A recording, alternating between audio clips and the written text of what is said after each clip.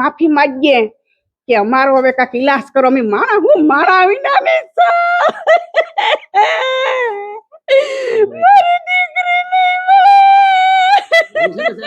ગીર સોમનાથ જિલ્લાના ગીરગઢડા તાલુકાના પીછવી ગામે 2 વર્ષની બાળા ઉપર સિંહણે હુમલો કર્યો છે અને તેને ઘરમાંથી આ સિંહણ છે તે ઘસડી ગઈ હતી અને તે પણ તેની મમ્મીના સામે.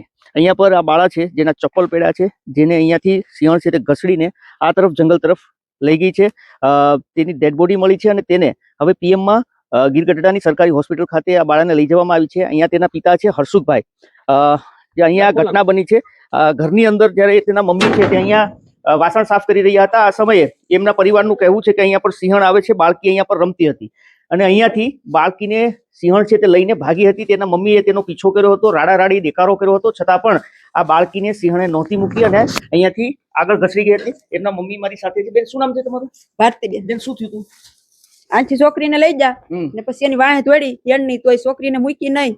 પછી બધા આવ્યા, 1 કિલોમીટર ઢળી ગઈ. પછી ઈ જડે નહીં. પછી બધા જંગલ ખાતા વાળાને ફોન કર્યો. પછી છોકરીને મળી ગઈ. અચ્છા બેન, તમે અહીંયા ત્યારે શું કામ કરતા હતા? આ થામ વાસણ વાસણ ઉટકતા. સાફ કરતા હતા. અચ્છા, બીજું કોઈ હતું તમારા સિવાય? નહીં, હું એકલી હતી અહીંયા. પછી તો બાજુમાંથી કોઈ આવ્યા? હા, બધા આવ્યા. હાથથી રાતે આવ્યા બધા. આ ચપ્પલ બહાર પડ્યા છે. ઈ છોકરી લઈને હેન્ડ લઈ દીધી. છોકરી ચપ્પલ પહેરીને રમતી હતી. ચપ્પલ પડતા જા. સિંહણ અહીંયા પેલા જોવા મળી હતી કે આજે